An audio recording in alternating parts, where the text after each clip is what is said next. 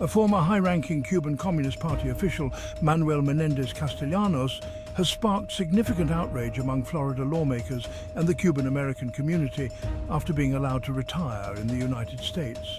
Menendez, who arrived in Miami last week, is accused of playing a crucial role in the Cuban government's decades-long repression of its citizens. His entry into the United States has drawn sharp criticism, especially from Florida's congressional delegation, who are now demanding answers from the Biden administration. Republican lawmakers, led by Representative Mario Diaz-Balart of Miami, expressed their outrage in a letter to Homeland Security Secretary Alejandro Mayorkas and Secretary of State Antony Blinken.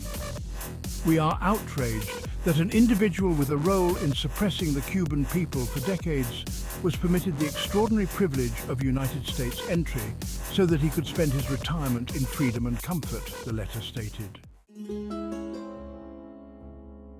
The lawmakers argued that allowing a former Cuban Communist Party leader into the United States contradicts federal laws that generally prohibit members of foreign totalitarian or communist regimes from immigrating.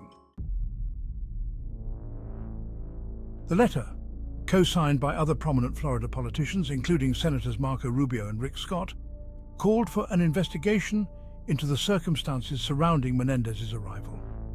The lawmakers insisted that an individual with a role in oppressing the Cuban people for decades was permitted the extraordinary privilege of U.S. entry and urged the administration to ensure that such an incident does not happen again. Menendez reportedly entered the U.S. through the Cuban Family Reunification Parole Program, a humanitarian initiative that allows certain U.S. citizens and permanent residents to request parole for family members still in Cuba. This program, which resumed in June 2022 after a 6-year suspension, enables paroled individuals to apply for permanent residency after 1 year and 1 day under the Cuban Adjustment Act. The ease with which Menendez has been able to secure his stay in the U.S. highlights significant disparities in the treatment of different groups seeking entry into the country. The case of Manuel Menendez Castellanos underscores a glaring inconsistency in U.S. immigration policy, particularly when compared to the struggles of asylum seekers from other nations. While Menendez, a former official of the oppressive regime many asylum seekers are fleeing, appears to have gained entry and will likely secure permanent residency with relative ease, countless others face far more arduous paths. Asylum seekers, often fleeing life-threatening situations, must navigate a complex and lengthy process which can take years to resolve. Many are subjected to detention, and numerous individuals are returned to the dangerous conditions they fled. The US government has faced criticism for its treatment of these individuals, particularly under the Remain in Mexico policy and other stringent measures designed to limit asylum applications.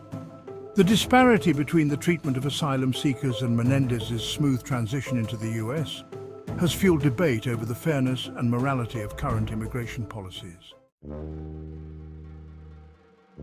The Cuban-American community in Miami, many of whom have fled the same government that Menendez once served, has expressed shock and anger over his arrival.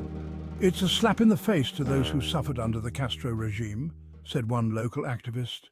"We opened our doors to someone who helped oppress our people, while so many are still waiting for their chance at freedom." As the controversy continues to unfold, the Biden administration is likely to face increasing pressure to address the inconsistencies in its immigration policy and the circumstances that allowed Menendez to enter the country.